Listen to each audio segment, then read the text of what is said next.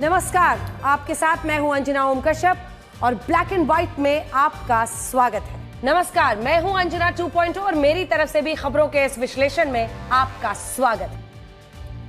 आज सबसे पहले हम आपको उत्तर प्रदेश के मुख्यमंत्री योगी आदित्यनाथ के बाबरी मस्जिद पर दिए गए बयान के बारे में बताएंगे, जिस पर सियासी हंगामा शुरू हो गया है। योगी आदित्यनाथ ने कहा है कि जो लोग बाबरी मस्जिद के पुनर्निर्माण का सपना देख रहे हैं, उनका यह सपना कयामत तक भी पूरा नहीं होगा। यह बयान एक मौलाना के उस बयान पर आया है जिसमें उन्होंने कहा था कि जहां राम मंदिर बना है वहां कयामत तक बाबरी मस्जिद ही रहेगी। आज आपको ओवैसी की पार्टी के एक नेता के नए नारे के बारे में भी बताएंगे। आपको याद होगा, बीते दिन छोटे ओवैसी यानी अकबरुद्दीन ओवैसी ने कहा, योगी तैयार रहो, हम यूपी आ रहे हैं। और अब उनके अध्यक्ष ने उत्तर प्रदेश में उन्होंने हम दो हमारे 2 दर्जन का नारा दिया है, मतलब 24, 2 के बदले 24। इसके बाद आपको चाइना के खतरनाक हथियार के बारे में बताएंगे जो युद्ध के तरीकों को हमेशा के लिए बदल सकता है। चाइना ने दुनिया का पहला ऐसा हथियार बनाने का दावा किया है जो पृथ्वी की कक्षा में मौजूद किसी भी सैटेलाइट को माइक्रोवेव की तरंगों से आसानी से नष्ट कर सकता है। आखिर चाइना क्या सोच रहा है? चाइना क्या करने की फिराक में है? अगर ये सच है तो चाइना के लिए अंतरिक्ष में किसी भी देश के सैटेलाइट को निशाना बनाना बहुत आसान हो जाएगा। इससे उस देश में इंटरनेट, यहां तक कि मोबाइल फोन की सेवाएं भी ठप हो सकती हैं और पूरा देश अपाहिज बन सकता है। और इसीलिए आज हम सबको भारत में यह खबर बहुत करीब से देखनी और समझनी पड़ेगी। इसके बाद एप्स्टीन फाइल्स पार्ट 2, हमारे विश्लेषण का हम दूसरा भाग दिखाएंगे। इन फाइल्स को खंगालने पर जेफरी एप्स्टीन की गंदी मानसिकता से उपजी एक योजना का पता चला है। एप्स्टीन का मकसद पृथ्वी पर मौजूद इंसानों की मौजूदा प्रजाति को धीरे धीरे खत्म करके उन्हें एक नई सुपर ह्यूमन रेस से बदलना था। और इसके लिए वो खुद क्या कर रहा था, ये भी आपको बताएंगे। आज आपको ये भी बताएंगे कि एप्स्टीन किस तरह रशिया के राष्ट्रपति पुतिन को भी अपने जाल में फंसाना चाहता था। लेकिन क्या जेफरी एप्स्टीन से मिले थे राष्ट्रपति पुतिन? वो सच कुछ देर में आएगा। और मेरी एआई वर्जन, आज आपके पास कौन सी खबर है? आज मैं बताऊंगी कि फिल्म अभिनेता राजपाल यादव ने ऐसा क्या किया कि उन्हें तिहाड़ जेल जाना पड़ा और क्यों बॉलीवुड ने उनकी कोई मदद नहीं की। लेकिन शुरुआत, आज ब्लैक एंड व्हाइट की शुरुआत हम चाइना से आई इस खबर से करना चाहते हैं जो युद्ध के पारंपरिक तरीकों को हमेशा के लिए बदल सकती है।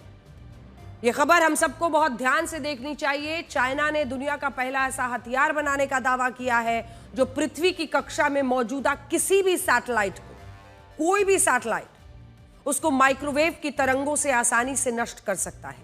और यह कोई मामूली बात नहीं है। इसे ऐसे समझिए कि अगर भविष्य में चाइना का किसी देश से युद्ध होता है तो चाइना इस हथियार की मदद से पृथ्वी की कक्षा में मौजूद उस देश के सैटेलाइट्स को पूरी तरह नष्ट कर देगा और वो देश चाइना के खिलाफ कुछ कर ही नहीं पाएगा। आखिर क्यों?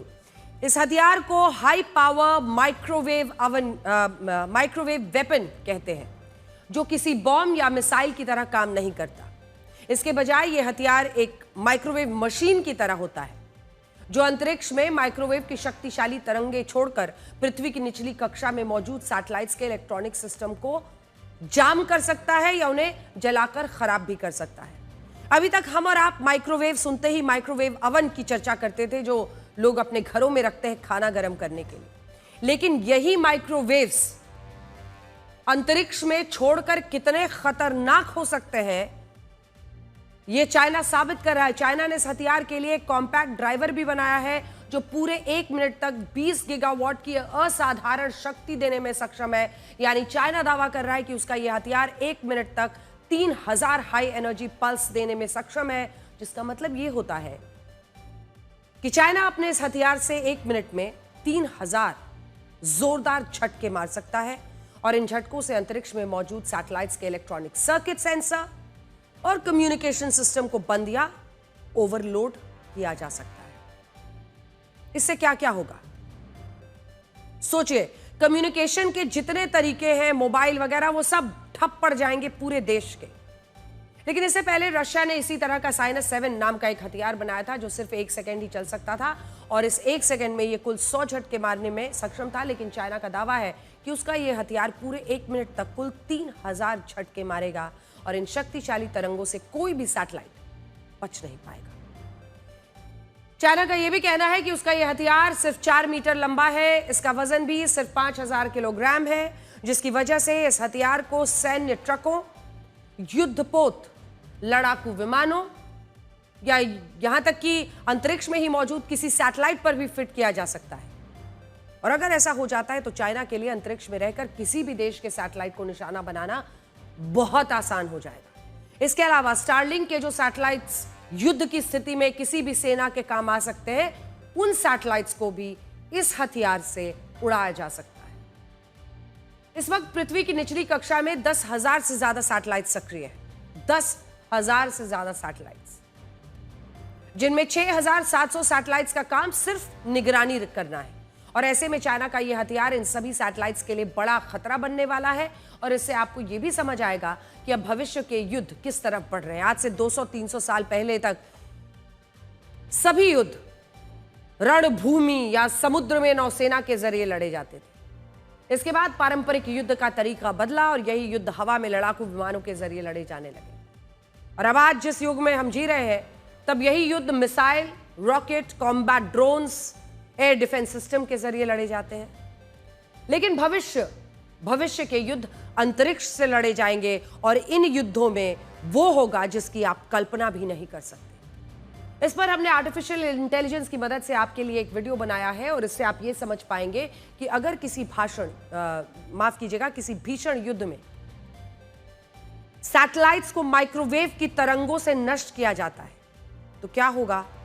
और अगर कोई देश सैटेलाइट इंटरनेट पर निर्भर है, सैटेलाइट इंटरनेट पर, तो कैसे उस देश में इंटरनेट और यहां तक कि मोबाइल फोन की तमाम सेवाएं ठप हो सकती हैं, पूरा देश रुक सकता है। देखिए।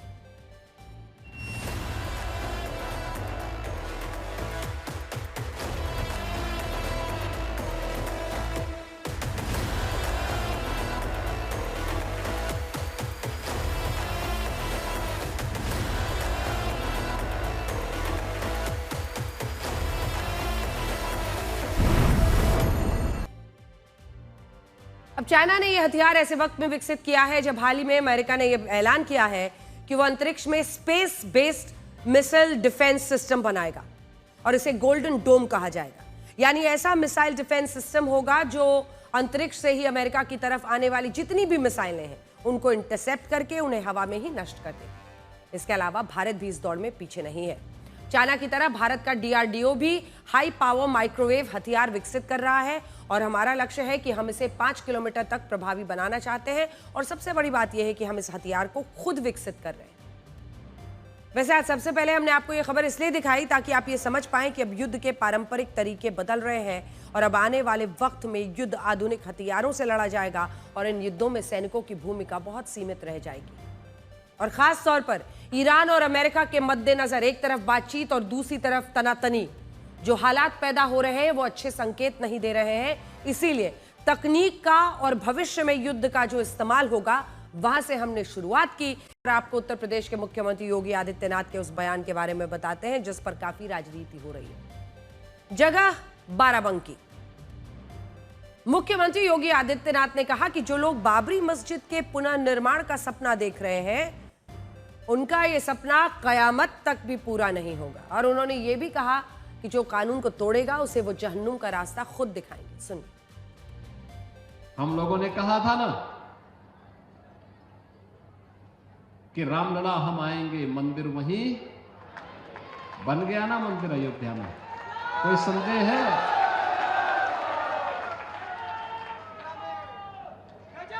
कोई संदेह है?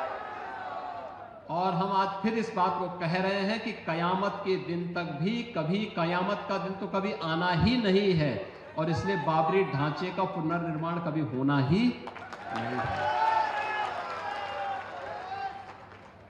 जो कयामत के दिन आने का सपना देख रहे हैं ऐसे ही सड़गल जाएंगे, कभी वह दिन आने वाला नहीं है और उनके सपनों को ऐसे ही हम अपनी विरासत को सम्मान देते हुए भारत की गौरवशाली परंपरा को, सनातन धर्म की इस परंपरा को, जैसे प्रधानमंत्री जी ने 25 नवंबर को अयोध्या धाम में आकर के सनातन के प्रतीक श्री राम मंदिर में भव्य केसरिया ध्वज का आरोहण किया था। ये केसरिया ध्वज हमेशा ही भारत के इस गौरव को, सनातन के इस गौरव को आगे बढ़ाने का कार्य इसी मजबूती के साथ करेगा।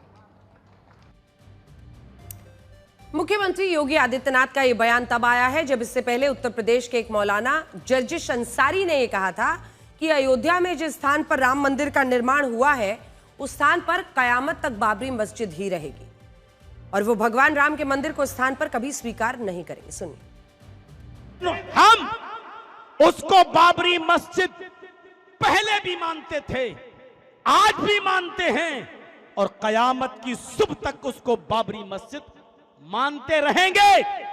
जब तक जिंदा हूं कहता भी रहूंगा कि वो बाबरी मस्जिद थी, बाबरी मस्जिद है, बाबरी मस्जिद रहेगी। किसी के खत्म कर देने से मेरे भाइयों कोई चीज खत्म नहीं हो जाती है, उसका वजूद था, है और रहेगा। तुमने तो उसको कब्जा कर लिया है, ले लिया है, छीन लिया है। कोई चीज अगर हमसे छीन लो तो क्या वो तुम्हारी हो जाएगी? आज ये घड़ी मेरी है, अगर जबरदस्ती तुम हमसे ये घड़ी छीन लो तो भले ही तुम इसके मालिक हो लेकिन मालिक बन नहीं जाओगे, वो रहेगी मेरी। अगर से तुम्हारे पास है लेकिन रहेगी मेरी। इसी तरीके से बाबरी मस्जिद पर तुम कुछ भी कर लो, वो रहेगी बाबरी मस्जिद।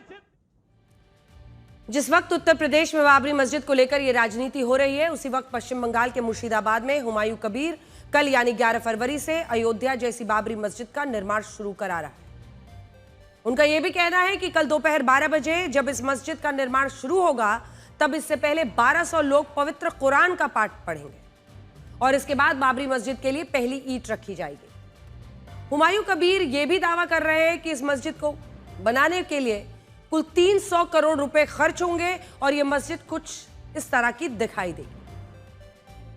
हालांकि यहां विडंबना यह है कि जब हुमायूं कबीर पश्चिम बंगाल के विधानसभा चुनाव में मुस्लिम वोट बैंक को अपने पक्ष में करने के लिए बाबरी मस्जिद का यह दांव खेल रहे हैं, तब उसी दौरान उनकी बेटी नजमा सुल्ताना के ससुर शरीफुल इस्लाम पश्चिम बंगाल पुलिस ने उनसे 10 करोड़ रुपए की संपत्तियों को जब्त किया है।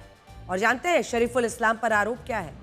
पश्चिम बंगाल की पुलिस का कहना है कि वो ड्रग्स तस्करी के एक मामले में जुड़े हो सकते हैं और इसी वजह से पुलिस ने उनके खिलाफ ये कार्रवाई की है। सोचिए, इस्लाम धर्म में ड्रग्स या किसी भी प्रकार के नशे को वर्जित माना गया है, लेकिन इसके बावजूद इस्लाम धर्म के ठेकेदार बनने वाले हुमायूं कबीर के रिश्तेदारों पर ड्रग्स तस्करी में शामिल होने के आरोप लग रहे हैं। और कुछ लोग ये भी आरोप लगा रहे हैं कि क्या इस तस्करी से मिलने वाला पैसा भी बाबरी मस्जिद के निर्माण के लिए दान में दिया जा रहा है। ये वो आरोप हैं जिन्हें हुमायूं कबीर और उनकी बेटी ने बेबुनियाद बताया, लेकिन यहाँ सवाल यही है कि जिस मस्जिद को बनाने पर 300 करोड़ रुपए खर्च होने की बात कही जा रही है, अगर उस मस्जिद को बनाने के लिए अब तक 6 करोड़ रुपए का ही चंदा मिला है तो बाकी पैसा कहां से आएगा? और यह भी तब जब आम लोगों को वहां पर बरगलाकर आक्रोशित करके बाबरी मस्जिद के नाम पर उनकी खून पसीने की कमाई मांग मांग कर यह पैसा 6 करोड़ इकट्ठा किया है। बाकी के 394 करोड़ कहां से, 294 करोड़ कहां से आएंगे? और क्या हुमायूं कबीर सिर्फ मुस्लिम वोट बैंक के लिए इस मस्जिद के निर्माण को शुरू करा रहे हैं? देखिए।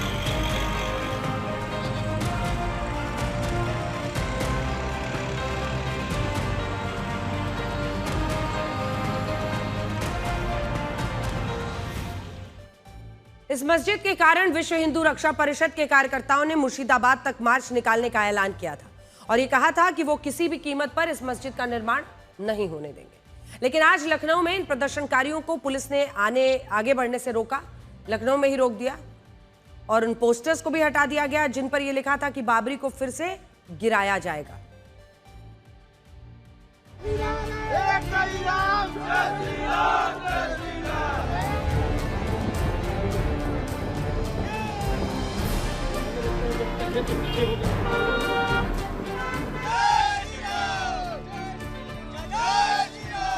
पोस्टर को अगर आप देखें तो आपको हुमायूं कबीर जो विधायक हैं टीएमसी के, वो बाबर की वेशभूषा में बनाए गए दिखाई पड़ेंगे। उन्हें बाबर का एक तरह से स्वरूप के रूप में दिखाया गया है। विश्व हिंदू रक्षा परिषद एक संदेश दे रही है कि हुमायूं हम आएंगे और बाबरी फिर से गिराएंगे। हर जिले से आदमी पहुंच रहा है और कल 10 से 12 हज़ार आदमी पहुंच जाएगा और आज नहीं तो कल हमें परमिशन जरूर मिलेगी जाने की, क्योंकि वो जो एक जिहादी आदमी है जो इस तरीके की बातें कर रहा है, जिहादी मानसिकता को विरोध हम लोग कर रहे हैं। आप मस्जिद बनाइए, एपीजे अब्दुल कलाम के नाम पे बनाइए, हमारा कोई विरोध नहीं रहेगा। हुमायूं कबीर ने राजनीति में घाट घाट का पानी पिया है। 2007 से 2012 के बीच कांग्रेस का हिस्सा थे। साल 2012 में जब ममता बनर्जी की सरकार ने उन्हें मंत्री बनाने का ऑफर दिया तो कांग्रेस छोड़ दिए, टीएमसी में शामिल हो गए और जब कांग्रेस में भी उनका मन नहीं लगा, माफ कीजिएगा टीएमसी में, तो साल 2018 में वो बीजेपी में शामिल हो गए और आज हुमायूं कबीर ने अपनी खुद की पार्टी बना ली है जिसका नाम है जनता उन्नयन पार्टी। हुमायूं कबीर जो कुछ भी कर रहे हैं उसके पीछे विशुद्ध रूप से ऐसी राजनीति छिपी है जिसका मकसद मुस्लिम वोटों को बटोरना है।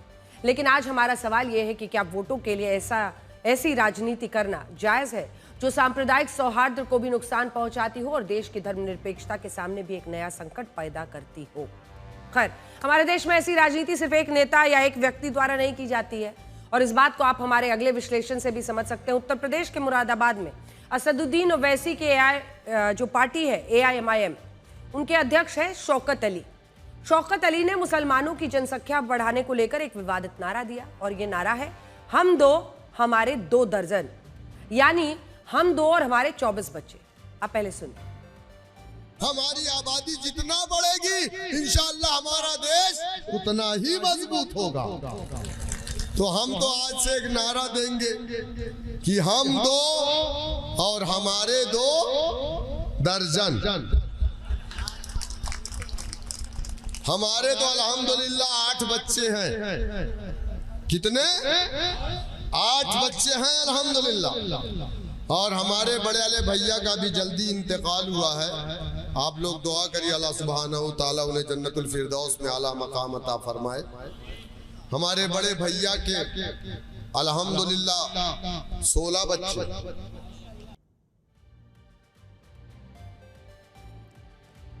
ओवैसी साहब, असदुद्दीन ओवैसी साहब हैदराबाद में बैठे होंगे, पता नहीं अपने यूपी अध्यक्ष को सुन रहे हैं नहीं सुन रहे हैं, कितने सहमत हैं इससे। अब यहाँ शौकत अली उत्तर प्रदेश में मुसलमानों की आबादी बढ़ाने के लिए जो नारा लगा रहे हैं उस नारे के पीछे की मानसिकता को समझना बहुत जरूरी है। इसके लिए मैं आपको कुछ आंकड़े दिखाना चाहती हूँ। नेशनल फैमिली हेल्थ सर्वे के मुताबिक इस वक्त भारत में औसतन अगर आप देखिए हर महिला पर लगभग हिंदू परिवारों में कुल जो प्रजनन दर है भारत में, फर्टिलिटी रेट जिसे कहा जाता है, वो 1.99 है। हिंदू महिलाओं में 1.94 और मुस्लिम महिलाओं में 2.36, 2.36। अब अगले नंबर पर आइए। आसान भाषा में कहें तो भारत के हिंदू परिवारों के मुकाबले मुस्लिम परिवारों में बच्चों का जन्म ज्यादा होता है, लेकिन यह अंतर इतना भी नहीं है कि मुसलमानों की आबादी भारत में बहुत तेजी से बढ़ जाए और देश की डेमोग्राफी अगले 25-30 सालों में बदले। लेकिन शौकत अली की मानसिकता है कि उत्तर प्रदेश में प्रत्येक मुस्लिम महिला 24 बच्चों को जन्म दे। और जानते हैं इस मानसिकता के पीछे असली सोच क्या है? इसके पीछे असली सोच है उत्तर प्रदेश की डेमोग्राफी को बदलने के लिए लोगों को उकसाना ताकि वोट मिले। पहले डराओ, एक ही नीति होती है, पहले मुस्लिमों को डराओ कि तुम अब इस देश में बचोगे नहीं और ऐसे में अगर बचना है तो अपनी आबादी बढ़ाओ। इसी नीति पर ऐसे नेता काम करते हैं। आज उत्तर प्रदेश की मुस्लिम महिलाओं में जो जन्म दर है वो 2.6% है। अगर यही जन्म दर 24 ना होकर 8 भी हो जाती है, 2030 तक उत्तर प्रदेश की आबादी में मुस्लिम्स की हिस्सेदारी 32 से 37% हो जाएगी। 2040 तक 48 से 55%। 2050 तक उत्तर प्रदेश में कुल आबादी में 60 से 70% हिस्सेदारी मुस्लिम पॉपुलेशन की हो जाएगी। वो तो प्रति हम दो हमारे 24 कह रहे हैं, लेकिन अगर हम दो हमारे 8 भी हो जाते हैं, जैसे नेताजी बता रहे हैं कि हमारे 8 बच्चे हैं, बड़े खुश हो रहे हैं, तो सोचिए 2050 आते आते क्या स्थिति रहेगी। हम दो हमारे 2 दर्जन का नारा लगातार उत्तर प्रदेश और भारत की इसी डेमोग्राफी को बदलने का सपना देख रहे हैं, जहां मुस्लिम बहुसंख्यक हो जाए, हिंदू अल्पसंख्यक हो जाए। और ये सब कुछ सिर्फ इसलिए किया जा रहा है ताकि वोट मिले। लेकिन हम आपको बताना चाहते हैं कि भारत के ज्यादातर मुस्लिम जो फैमिलीज हैं उनमें काफी समझदार हैं और ये सोच हमारे देश के लिए सही नहीं है, वो जानते हैं। और इसी का कारण है कि आज पाकिस्तान में मुस्लिम महिलाओं की जो जन्म दर 3.6 है, अफगानिस्तान में 4.8 है, इराक में 3.7 है, उज्बेकिस्तान में 3.4 है, सूडान में 4.3 है, बांग्लादेश में भी मुस्लिम महिलाओं की जन्म दर 2.4 है, लेकिन भारत में 2.3 सबसे कम है। पता चलता है कि भारत के मुस्लिम परिवार ऐसी सोच का समर्थन नहीं करते हैं और वो डेमोग्राफी बदलने की इस मानसिकता को अच्छी तरह से समझते हैं। लेकिन नेताओं को ऐसा लगता है कि जब वो अपने वोट बैंक को समझाने की कोशिश करेंगे, उनको उत्तेजित करेंगे, उनके अंदर डर पैदा करेंगे, फिर उनको बताएंगे अपनी आबादी बढ़ाओ, तो उनको वोट मिलेगा। हालांकि आज जो नारे उत्तर प्रदेश में लग रहे हैं, वैसे नारे एक जमाने में इंडोनेशिया में भी लगते थे। आज पूरी दुनिया में सबसे ज्यादा मुस्लिम इंडोनेशिया में रहते हैं। इंडोनेशिया की कुल आबादी 27 करोड़ है, जिसमें 87.1% मुस्लिम है, 10.5% ईसाई है, 1.7% हिंदू है और सिर्फ 0.2% बौद्ध है। लेकिन क्या आप इस बात पर विश्वास भी करेंगे कि आज से सिर्फ 700 साल पहले तक इसी इंडोनेशिया में बौद्ध धर्म के लोग बहुसंख्यक थे। मुसलमानों की आबादी वहां 0.2% से भी कम थी। उस समय पूरी दुनिया में बौद्ध धर्म के सबसे ज्यादा लोग इंडोनेशिया में रहते थे। लेकिन 13वीं शताब्दी के बाद इंडोनेशिया में बौद्ध धर्म के लोगों की आबादी तेजी से घटनी शुरू हुई और सिर्फ 16वीं शताब्दी आते आते बौद्ध धर्म के लोग इंडोनेशिया में अल्पसंख्यक बन गए और आज 21वीं शताब्दी में बौद्ध धर्म इंडोनेशिया में लगभग समाप्त होने की कगार पर है। लेकिन दूसरी तरफ जो मुस्लिम 700 साल पहले इंडोनेशिया में अल्पसंख्यक थे, वो आज वहां पर बहुसंख्यक हो चुके हैं।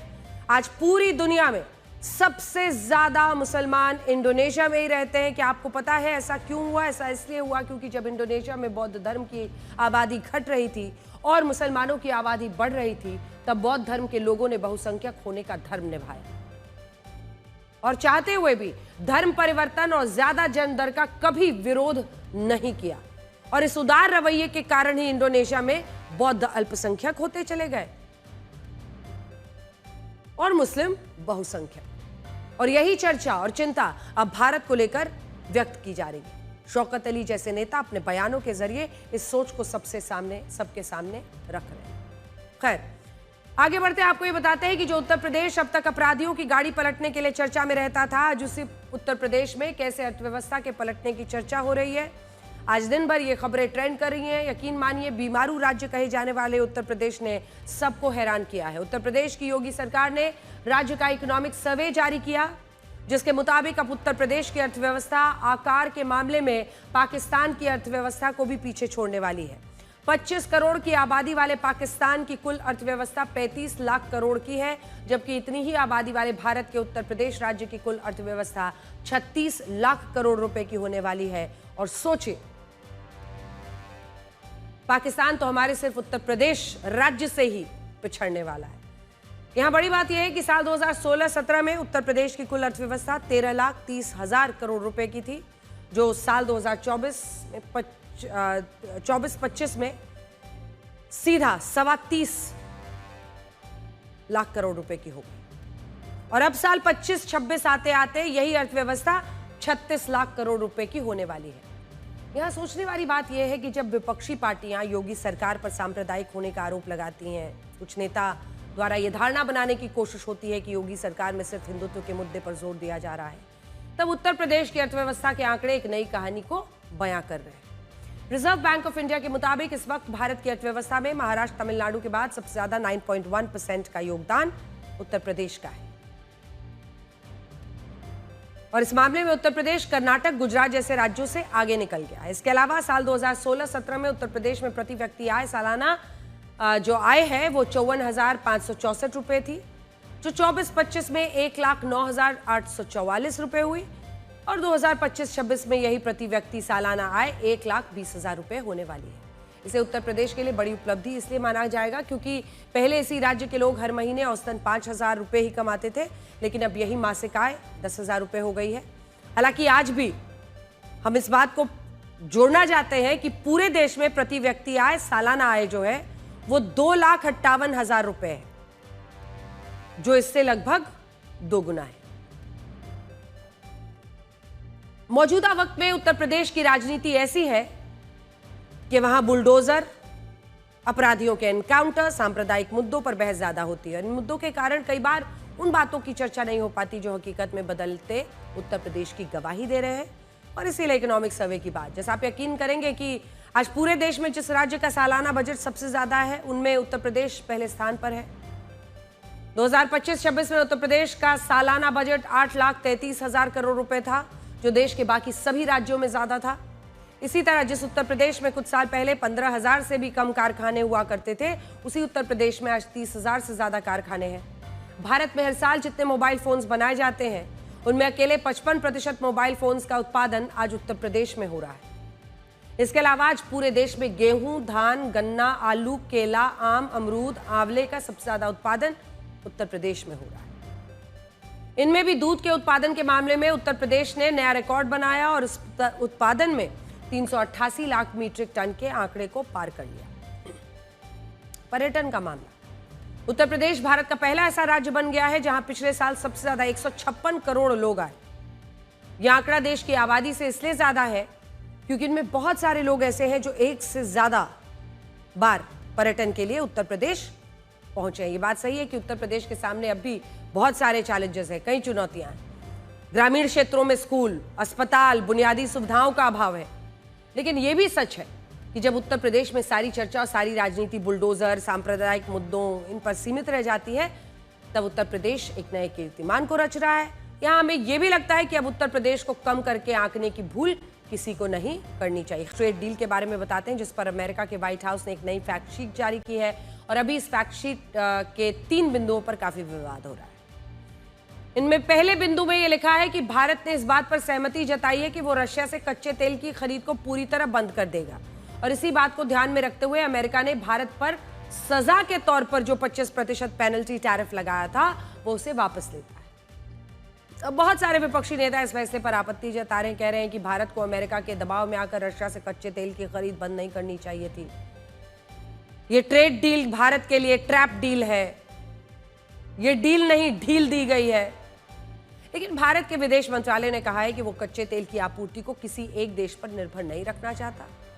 इसी वजह से भारत अलग अलग देशों से कच्चे तेल को खरीद को बढ़ावा देगा और ये फैसला पूरी तरह भारत के हित में है। और यहाँ बड़ी बात यह है कि भारत को अब रशिया से कच्चे तेल पर ज्यादा डिस्काउंट भी नहीं मिल रहा है। इसके अलावा यहाँ आपको ये भी पता होना चाहिए कि भारत हमेशा से रशिया से कच्चा तेल नहीं खरीदता था। यूक्रेन युद्ध से पहले हम कच्चे तेल का जो कुल आयात करते थे उसमें रशिया के कच्चे तेल की हिस्सेदारी कितनी थी? 0.5%। और अब जब फिर से हमें रशिया से कच्चे तेल पर कम डिस्काउंट मिल रहा है तो हम अलग अलग देशों से कच्चा तेल खरीदना चाहते हैं। दूसरा, इस फैक्ट शीट में यह भी लिखा है कि भारत अमेरिका के औद्योगिक, कृषि और दूसरे उत्पादों पर या तो टैरिफ को पूरी तरह खत्म कर देगा या इन्हें घटाने की कोशिश करेगा और इनमें कुछ दालों पर भी टैरिफ को कम किया जाएगा। अब विपक्ष इसे भी मुद्दा बना रहा है और ये कह रहा है कि अमेरिका से कम टैरिफ पर दालें खरीदने से भारत के किसानों को नुकसान होगा, जबकि सच यह है कि जब भारत में यूपीए की सरकार थी तब हमारे देश में सबसे ज्यादा दालें अमेरिका से आयात की जाती थी। यूपीए की सरकार में 9% दालें अमेरिका से आयात होती थी, जबकि मोदी सरकार में अमेरिकी दालों की यही हिस्सेदारी 2% से भी कम है। और इससे आप ये समझ पाएंगे कि जो दालें अमेरिका से पहले ही भारत में आ रही हैं उन्हें लेकर भ्रम पैदा करने की कोशिश हो रही है। तीसरा, इस फैक्ट शीट में यह भी लिखा है कि भारत अमेरिका से 45 लाख करोड़ रुपए की एनर्जी, इंफॉर्मेशन और कम्युनिकेशन टेक्नोलॉजी, कृषि उत्पाद, कोयला और दूसरे सामान खरीदेगा और इसके आधार पर विपक्ष आरोप लगा रहा है कि सरकार ने अमेरिका के दबाव में अपने कृषि और डेयरी सेक्टर को उसके लिए खोल दिया। लेकिन सच क्या है? सरकार ने साफ साफ बताया है कि गेहूं, चावल, मक्का, बाजरा, जौ, रागी, कोपरा, सोयाबीन, मैदा, आटा, दूध, घी, मक्खन, बटर मिल्क, क्रीम, चीज, बटर, ऑयल, आलू, मटर, बीन्स, मिक्स्ड फ्रोजन सब्जियां, खीरा, मशरूम, डिब्बाबंद सब्जियां, मसाले, काली मिर्च, लौंग, सूखी हरी मिर्च, दालचीनी, धनिया, जीरा, हींग, अदरक, हल्दी, अजवाइन, मेथी, सरसों और राई को इस ट्रेड डील के दायरे से बाहर रखा है। लेकिन यहां बांग्लादेश को देखिए, जहां पर ये कहा जा रहा है कि भाई मोहम्मद यूनुस की अभी सरकार चल रही है, अभी तो वोटिंग होनी है परसों। मोहम्मद यूनुस कौन? कई लोग कहते हैं कि अमेरिका का ही एक्सटेंशन है वहां पर। मोहम्मद यूनुस की सरकार ने अमेरिका के साथ ट्रेड डील करने के लिए अपने कृषि और डेयरी क्षेत्र को पूरी तरह से खोल दिया है। ये दोनों ट्रेड डील अग्रीमेंट्स हम लेकर आए हैं इसलिए, जिसमें एक ट्रेड डील अग्रीमेंट भारत के साथ है और दूसरा है बांग्लादेश वाला। और इन दोनों ट्रेड डील्स को हमने अच्छे से गहन जांच की, ये समझने की कोशिश की कैसे बांग्लादेश ने अपना पूरा कृषि, एग्रीकल्चर सेक्टर, डेयरी क्षेत्र, दूध उत्पादकों का सब कुछ पूरी तरह से अमेरिकी सामानों के लिए बांग्लादेश ने खोल दिया है। ये देखिए, ये पहला ही पैराग्राफ है जो हमने हाईलाइट किया है। इसमें साफ साफ लिखा गया है, ये कहा है कि बांग्लादेश 32,000 करोड़ रुपए के कृषि डेयरी उत्पाद अमेरिका से खरीदेगा, जबकि बांग्लादेश में इससे वहां के किसानों, पशुपालकों को भारी नुकसान हो सकता है। बांग्लादेश ब्यूरो ऑफ स्टैटिस्टिक्स के मुताबिक बांग्लादेश का कृषि और डेयरी सेक्टर उसकी जीडीपी में 11.3% का योगदान देता है और बांग्लादेश की कुल 45% आबादी इसी सेक्टर में काम करती है। लेकिन इसके बावजूद बांग्लादेश ने अपने किसानों का कोई ख्याल नहीं किया।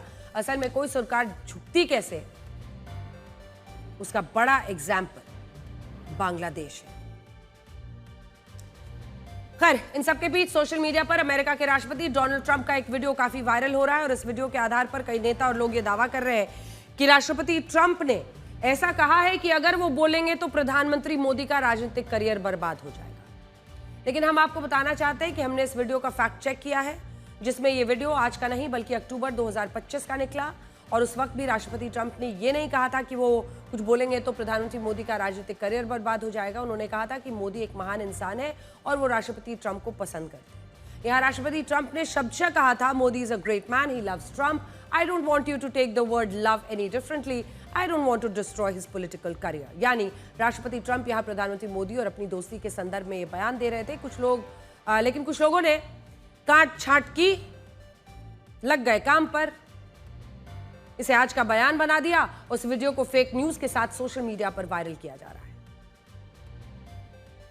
Modi is a great man. That he loves Trump. Now, I don't know if the word love, I don't want you to take that any different. I don't want to destroy his political career, okay? Go ahead. So, Roger Gore has just gotten back from India. What were the conversations like with Prime Minister Modi and the other? I think they were great. He reported to me that you're great. He's a great man, you know. Modi is a great man. That he loves Trump. Now, I don't know if the word love, I don't want you to take that any different. I don't want to destroy his political career, okay? But you have to understand, I've watched India for years. It's an incredible country. And every single year you'd have a new leader. I mean, some would be in there for a few months. And this was year after year after year. And my friend has been there now for a long time.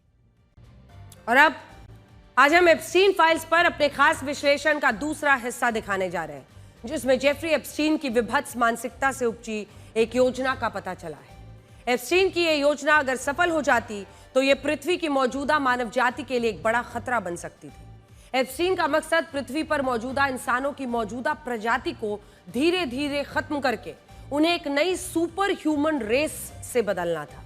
America के department of justice ने कुछ ऐसी report सार्वजनिक की है जिसमें बताया गया है कि जेफरी एप्स्टीन वैज्ञानिकों की मदद से सुपर ह्यूमन रेस तैयार कर रहा था और इसकी प्रयोगशाला को बेबी रैंच कहा जाता था। जेफरी एप्स्टीन ने अमेरिका के न्यू मैक्सिको में एक फार्म हाउस लिया था इसका नाम था जोरो रैंच। ये एक आलिशान फार्म हाउस था जिसमें सारी सुविधाएं थी। यही फार्म हाउस बाद में बेबी रैंच के नाम से बदनाम हुआ। ये farm house US Mexico border के पास मौजूद था और इस फार्म हाउस के बारे में कहा जाता था कि जेफरी एप्स्टीन जिन बच्चों और लड़कियों का शोषण और तस्करी करता था उन्हें सबसे पहले यहीं पर लाया जाता था। बाद में यही जगह एप्स्टीन की सुपर ह्यूमन रेस की प्रयोगशाला बन गई। जेफरी एप्स्टीन की योजना थी कि वो अपने डीएनए में बदलाव करके इंसानों की नई प्रजाति बनाए और इसके लिए वो ज्यादा से ज्यादा महिलाओं को अपनी स्पर्म के जरिए प्रेग्नेंट करना चाहता था ताकि उसके डीएनए से एक सुपर ह्यूमन रेस शुरू हो। जेफरी एप्स्टीन के जोरो रैंच को कोडवर्ड में बेबी रैंच कहा जाता था और यहां पर उसके लिए उसके खुद के जेनेटिकली मॉडिफाइड बच्चे पैदा करने की तैयारी थी।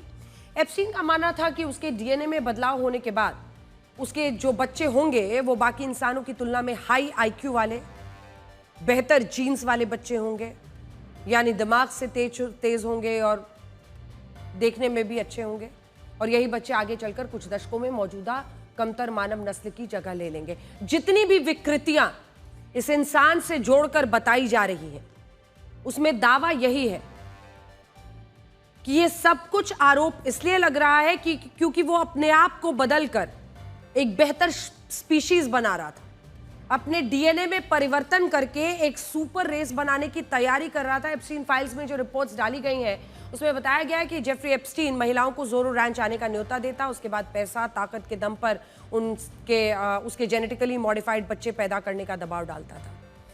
रिपोर्ट्स में बताया गया है कि उसकी योजना थी कि वो एक बार में 20 महिलाओं से अपने जेनेटिकली मॉडिफाइड बच्चे पैदा कराए। दरअसल जेफरी एप्स्टीन ट्रांसह्यूमनिज्म और यूजेनिक्स विचारधारा से प्रभावित था। ट्रांसह्यूमनिज्म एक ऐसा विचार है जिसमें नैनो टेक्नोलॉजी, जेनेटिक इंजीनियरिंग और आर्टिफिशियल इंटेलिजेंस की मदद से इंसानों की शक्ति बढ़ाने का समर्थन किया जाता है। इस विचार को समर्थन देने वालों का मानना है कि इस तकनीक की मदद से इंसानों की बढ़ती उम्र, बीमारी और मृत्यु पर विजय पाई जा सकती है।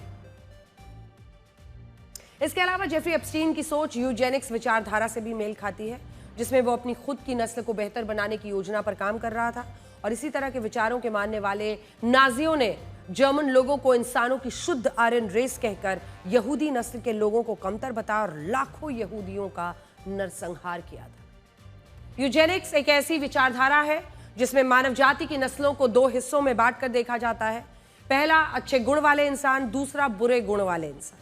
यूजेनिक्स विचारों का समर्थन करने वाले मानते हैं कि अच्छे गुण वाले इंसानों की नस्ल को बढ़ाया जाना चाहिए और बुरे गुण वाले जो मानव है उनकी नस्ल को खत्म किया जाना चाहिए।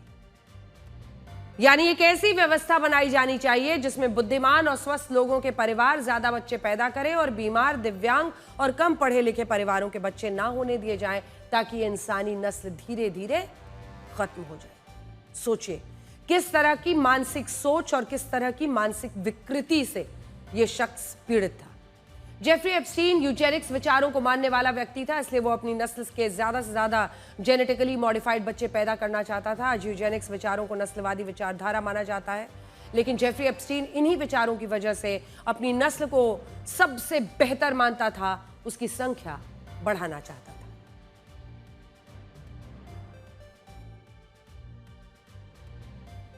एप्स्टीन फाइल्स में दुनिया के कई बड़े सेलिब्रिटीज, वैज्ञानिक, साहित्यकार और नेताओं के नाम शामिल हैं। नामों का जिक्र flight log, contact book, emails, phone records, court documents, गवाहों की गवाही और केस फाइलिंग में है। इन्हीं में से एक नाम रशिया के राष्ट्रपति व्लादिमीर पुतिन का भी है। तो सुनिए, एप्स्टीन फाइल्स में करीब 992 दस्तावेज ऐसे हैं जहां व्लादिमीर पुतिन के नाम का जिक्र किया गया है। इन दस्तावेजों में यह बात सामने आई है कि जेफरी एप्स्टीन कुछ भी करके व्लादिमीर पुतिन से किसी तरह से मिलना चाहता था। दस्तावेजों से पता चला है कि जेफरी एप्स्टीन को रशिया और पुतिन में बहुत दिलचस्पी थी और इसके लिए उसे सबसे पहले यूएन में रशिया के राजदूत विटाली चुर्किन से नजदीकी बढ़ानी शुरू की। अमेरिका के डिपार्टमेंट ऑफ जस्टिस की ओर से जारी एक दस्तावेज से पता चला कि यूएन में रशिया के राजदूत विटाली चुर्किन के साथ जेफरी एप्स्टीन के अच्छे संबंध थे और न्यूयॉर्क में वो दोनों अक्सर मिला भी करते थे। सिर्फ यही नहीं, एप्स्टीन ने तो एक वेल्थ मैनेजमेंट कंपनी में विटाली चुर्किन के बेटे की नौकरी लगवाने की पेशकश भी की थी। साल 2017 चुर्किन की मौत के बाद जेफरी एप्स्टीन की पुतिन से मिलने की इच्छा पर पानी फिर गया था। लेकिन एप्स्टीन ने नया दांव चला। उसने रशिया के विदेश मंत्री सर्गेई लावरोव से संपर्क करने की कोशिश की और डोनाल्ड ट्रंप से जुड़ी अंदर की जानकारी देने की पेशकश की। जेफरी एप्स्टीन ने 24 जून 2018 को नॉर्वे के नेता थोरब्jørn जॉगलैंड को एक ईमेल लिखा, जिसमें उसने लिखा कि मुझे लगता है कि आपको पुतिन को सुझाव देना चाहिए कि मुझसे बात करके लावरोव को अंदर की बातें पता चल सकती हैं। इस ईमेल के जवाब में थोरब्jørn जॉगलैंड ने कहा कि वो लावरोव के असिस्टेंट से मिलेंगे और उन्हें यह बात कह देंगे। इसी ईमेल ट्रेल में जेफरी एप्स्टीन ने लिखा कि विटाली चुर्किन एक शानदार शख्स थे। हमारी बातचीत के बाद वो ट्रंप को अच्छे से समझने लग गए थे। इस ईमेल से एक बात साफ थी कि जेफरी एप्स्टीन पुतिन से मिलने के लिए डोनाल्ड ट्रंप से जुड़ी खुफिया जानकारी तक आगे बढ़ा रहा था और ये एक फिशिंग ट्रैप की तरह था, जिसका मकसद था पुतिन तक किसी तरह से पहुंचना। एक बार इस ईमेल के सामने आने के बाद आरोप लगने लगे कि जेफरी एप्स्टीन रूस की रशिया एजेंसियों की कठपुतली की तरह काम कर रहा था और ट्रंप की खुफिया जानकारी रशिया को दे रहा था। हालांकि क्रेमलिन ने इन दावों को सिरे से खारिज किया। अभी तक जारी किए गए दस्तावेजों से एक बात साफ है कि जेफरी एप्स्टीन कई बड़े नेताओं के जरिए व्लादिमीर पुतिन से मुलाकात का समय मांगने में लगा हुआ था, लेकिन पुतिन और एप्स्टीन की मुलाकात होने की बात सामने नहीं आई है, यानी पुतिन इसके लिए राजी नहीं थे। एप्स्टीन फाइल्स में हिंद अल ओवैस नाम की एक महिला का भी जिक्र है। हिंद अल ओवैस यूएई की राजदूत है, वो फिलहाल यूएन की मानवाधिकार समिति की डायरेक्टर है। एप्स्टीन फाइल्स में हिंद अल ओवैस का नाम करीब 469 दस्तावेजों में आया, जिससे पता चलता है कि एप्स्टीन और उनके बीच काफी बातचीत थी। इस बातचीत से जुड़े 2 ईमेल से बवाल खड़ा कर दिया। 26 जनवरी 2012 को हिंद अल ओवैस ने जेफरी एप्स्टीन को एक ईमेल लिखा, क्या तुम शहर में हो? मेरी बहन यहाँ आई हुई है और मैंने उसे तुम्हारे बारे में बहुत कुछ बताया। मैं चाहती हूँ कि वो तुमसे मिले, बताना कि तुम कब फ्री हो। इस ईमेल के जवाब में जेफरी एप्स्टीन ने लिखा, रविवार तक कोई भी दिन चलेगा, क्या तुम शनिवार को उसके साथ लंच पर आना चाहोगी? इसके बाद हिंद अल ओवैस ने जवाब दिया, पहले से ही बात चल रही है, मैं तुम्हें देखने और तुम्हें अपनी बहन से मिलवाने के लिए बहुत उत्सुक हूँ, वो तो मुझसे भी ज्यादा खूबसूरत है। इसके बाद 28 जनवरी 2012 को एप्स्टीन और हिंद अल ओवैस के बीच फिर से ईमेल शुरू हुए। जेफरी एप्स्टीन ने इस बार लिखा, अगर तुम करीब 11 बजे तक आ सको तो अच्छा होगा, मैं तुम दोनों के साथ ज्यादा समय बिताना चाहता हूं। इसके जवाब में हिंद अल ओवैस ने लिखा कि एक लड़की को तैयार करना ही काफी मुश्किल होता है, 2 लड़कियों को तैयार करना तो सच में एक चैलेंज है, हम शायद लेट भी हो जाए। एप्स्टीन के साथ ये बातचीत साल 2012 में हुई। इस बातचीत के करीब 3 साल बाद यानी साल 2015 हिंद अल ओवैस को यूएई की ओर से यूएन में वरिष्ठ सलाहकार बनाकर भेज दिया गया। हालांकि इस पोस्टिंग में एप्स्टीन का करेक्शन था या नहीं, इसके बारे में फाइल्स में कुछ नहीं है, लेकिन यूएन पोस्टिंग की टाइमिंग और एप्स्टीन के साथ संबंधों को देखते हुए इस पर सवाल उठने लगे। ईमेल की भाषा को देखते हुए इसे एप्स्टीन के काले कारनामों से भी जोड़कर देखा जा रहा है। अब आपको फिल्म अभिनेता राजपाल यादव के बारे में बताएंगे, जो दिल्ली की तिहाड़ जेल में सलाखों के पीछे बंद है। आप सोच रहे होंगे कि अपनी एक्टिंग, संवाद, अदायगी और हास्य कला से लाखों लोगों को हंसाने वाले राजपाल यादव ने ऐसा क्या किया कि उन्हें जेल जाना पड़ा। राजपाल यादव चेक बाउंस के केस में फंसे हैं। साल 2010 में उन्होंने अपने डायरेक्शन में अता पता लापता फिल्म बनाने के लिए एक फर्म से 5 करोड़ रुपए उधार लिए थे, लेकिन ये फिल्म ज्यादा कुछ खास नहीं कर पाई और राजपाल यादव के लिए पैसा चुकाना मुश्किल हो गया। उन्होंने जो चेक इशू किए थे वो बाउंस हो गए। इसके बाद फर्म ने लीगल एक्शन लिया। साल 2018 में राजपाल यादव, उनकी पत्नी को 6 महीने की जेल हुई। उन्होंने इस फैसले को चुनौती दी और कई अपील के बाद तक उन्हें राहत मिल गई। ये केस चलता रहा। उनका लोन अमाउंट 9 करोड़ तक पहुंच गया। कोर्ट ने कई मौके दिए पर राजपाल यादव सिर्फ 75 लाख रुपए ही चुका सके। अब हाईकोर्ट ने सरेंडर का आदेश देते हुए कहा कि नरमी की भी एक सीमा होती है। इस दौरान राजपाल यादव ने बेहद भावुक अंदाज में कहा कि सर क्या करूं, मेरे पास पैसे नहीं है और कोई उपाय भी नहीं दिखता। यहां हम सब अकेले हैं, कोई दोस्त नहीं है। इस संकट से उन्हें खुद ही डील करना पड़ेगा। राजपाल यादव फिल्म इंडस्ट्री में कई दशक से हैं। उन्होंने कई सुपरहिट फिल्मों में काम किया, लाखों लोगों को हंसाया। तब उन्हें इंडस्ट्री से मदद ना मिलना काफी कुछ कहता है, जबकि राजपाल यादव के कई साथी उन्हें यारों का यार बताते हैं। फिल्म अभिनेता नवाजुद्दीन सिद्दीकी का ये बयान सुनिए। बहुत ही कमाल का इंसान है वो, सच बता रहा हूँ। वो देखने से लगेगा नहीं, क्योंकि जब राजपाल का काम चल रहा था बहुत लोग उसके घर पे खाना खाते थे और कभी भी उफ नहीं किया उस आदमी ने। हमेशा दिया लोगों को। उस वक्त जब हम स्ट्रगल कर रहे थे, मैं क्या बहुत सारे एक्टर जब स्ट्रगल कर रहे थे, तो राजपाल का जो घर था एक लंगर की तरह था, कोई भी आके खा सकता था, ऐसा था। राजपाल यादव कई सालों से इस मामले से जूझ रहे हैं और आखिरकार उन्हें सरेंडर करना ही पड़ा। अब उनके बेल ना मिलने और जेल जाने के बाद फिल्म इंडस्ट्री और कुछ लोग उनकी मदद को आगे ज़रूर आ रहे हैं। जब जेल पहुंच गए हैं, उनमें कई लोग हैं जिसमें सोनू सूद, गुरमीत चौधरी, अनीस बाज़मी, तेज प्रताप यादव, लालू प्रसाद यादव के बेटे। हालांकि लोग ये भी सवाल पूछ रहे हैं कि जब राजपाल यादव ने इतने सालों से फिल्मों में काम कर रहे हैं, वो 100 से ज़्यादा फिल्मों और वेब सीरीज में काम कर चुके हैं, वो तमाम विज्ञापनों में नजर आते हैं, तो क्या उन्होंने इतने पैसे भी नहीं कमाए कि वो 5 करोड़ का अपना लोन चुका सके? मीडिया रिपोर्ट्स के मुताबिक उनकी नेटवर्थ लगभग 80 करोड़ रुपए है। इसके अलावा वो हर साल 3 से 4 करोड़ रुपए फिल्मों, विज्ञापनों, इवेंट से कमाते हैं और ये लोन भी साल 2010 का है, तब से लगभग 15 साल बीत चुके हैं। सवाल यह है कि क्या राजपाल यादव ने इतना पैसा भी नहीं कमाया? अगर कमाया है तो वो अपना लोन क्यों नहीं चुकाना चाहते? क्यों उन्होंने पैसा चुकाने की जगह जेल जाना स्वीकार किया? क्या ये उनकी कोई रणनीति है या राजपाल यादव की वाकई मजबूरी है? हालांकि राजपाल यादव को भरोसा था कि वो ये पैसा चुका देंगे, लेकिन वो ऐसा कर नहीं पाए। उन्होंने जिंदा दिली से कहा था कि जेल, बेल या इंटरवल को वो बुरा वक्त नहीं मानते। टाइम तो कभी खराब नहीं चल रहा था बॉस। टाइम अगर खराब चल रहा होता तो आज यहाँ बैठे नहीं होते। टाइम तो कि जो आदमी चल सकता है, जो आदमी बोल सकता है, जो आदमी खड़ा हो सकता है, सोच सकता है, उसका टाइम अच्छा ही है। टाइम तो उसको खराब बोलते हैं अगर आप टाटा अस्पताल में चलिए। टाइम खराब उसको बोलते हैं कि एक मोटरसाइकिल निकल गए, दोनों पैर टूट गए। टाइम खराब उसको बोलते हैं कि ये डैमेज हो गया, ऐसे हो गए।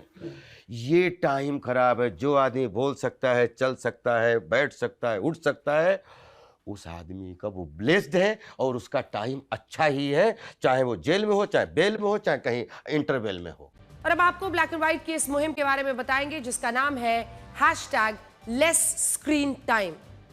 हमारी बच्चों से हाथ जोड़कर गुजारिश है, इन खबरों को जहां भी आप स्क्रीन पर देख रहे होंगे, लेकिन टीवी पर देखें, इंस्टा पर देखें, ट्विटर पर देखें, जरा गौर से देखिए। हर बार अपने दर्शकों को हम बार बार ऐसी खबरें आने पर आगाह करते हैं, अपना स्क्रीन टाइम कम करें, मोबाइल फोन, कंप्यूटर, टीवी का समय कम करें। ये हम क्यों कह रहे हैं? इसलिए कह रहे हैं क्योंकि आपको ये खबर देखनी चाहिए उत्तर प्रदेश के मेरठ से जो आई है।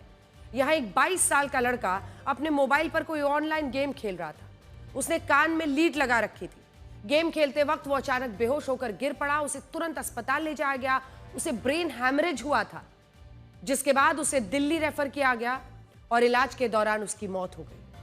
बताया जा रहा है कि उसका ब्लड प्रेशर बढ़ने की वजह से उसके दिमाग की नसें फट गई। घर वालों का कहना है कि उसे बीपी की समस्या पहले से थी, जो लगातार मोबाइल फोन के इस्तेमाल और गेम खेलने की वजह से और बढ़ गई। सोचिए, पहले लोग स्ट्रेस कम करने के लिए गेम खेलते थे, बाहर जाओ, खेलो, बच्चों के साथ खेल के आओ, लेकिन अब गेम ही स्ट्रेस की वजह बन रहा है, बीपी बढ़ा रहा है। आपको समझना चाहिए कि सिर्फ गेम खेलने से किसी की जान नहीं जाती, लेकिन इसके पीछे के जो ट्रिगर्स हैं वो खतरनाक होते हैं। गेमिंग के दौरान जब खिलाड़ी हारने वाला होता है या गेम बहुत रोमांचक मोड पर आता है, शरीर में एड्रेनालिन हार्मोन का स्तर तेजी से बढ़ता है, शरीर को लड़ने या भागने की प्रतिक्रिया के लिए तैयार करता है। जीत, हार और उसका जुनून, जिसमें दिल की धड़कन तेज हो जाती है, ब्लड प्रेशर अचानक बहुत हाई हो जाता है, दिमाग की नसें कमजोर हो तो इस दबाव को झेल नहीं पाती, फट जाती हैं। आज तक देश का सर्वश्रेष्ठ न्यूज चैनल